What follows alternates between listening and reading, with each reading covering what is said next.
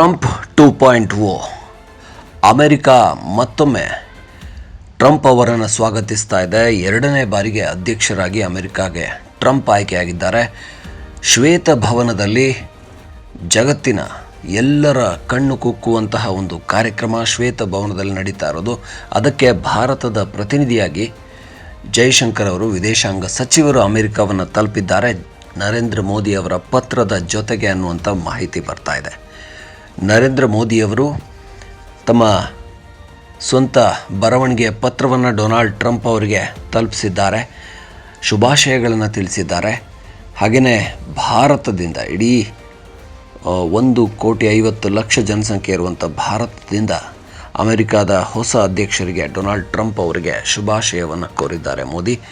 ಇದನ್ನು ವಿದೇಶಾಂಗ ಸಚಿವ ಜೈಶಂಕರ್ ಅವರಿಗೆ ತಲುಪಿಸಿದ್ದಾರೆ. ಭಾರತದ ಪ್ರತಿನಿಧಿಯಾಗಿ ಭಾಗವಹಿಸಿದ್ದಾರೆ. ಜಗತ್ತಿನ ಬಹುತೇಕ ದೇಶಗಳ ಪ್ರತಿನಿಧಿಗಳು, ಅಮೆರಿಕದ ಮಿತ್ರ ದೇಶಗಳ ಪ್ರತಿನಿಧಿಗಳೆಲ್ಲರೂ ಕೂಡ ಇಲ್ಲಿ ಭಾಗವಹಿಸಿರುವಂಥದ್ದು. ಹಾಗೆಯೇ ಅಮೆರಿಕದ ಮಾಜಿ ಅಧ್ಯಕ್ಷರುಗಳು ಇಲ್ಲಿ ಕಾರ್ಯಕ್ರಮಕ್ಕೆ ಬಂದಿದ್ದು ವಿಶೇಷವಾಗಿತ್ತು.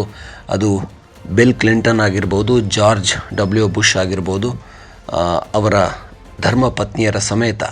ಬರಾಕ್ ಒಬಾಮಾ ಮಾತ್ರ ಸಿಂಗಲ್ ಆಗಿ ಬಂದರು. ಸದ್ಯ ಅವರ ಡೈವೋರ್ಸ್ ಬಗೆಗಿನ ಒಂದಷ್ಟು ಸುದ್ದಿಗಳು ಹರಿದಾಡ್ತಾ ಇವೆ.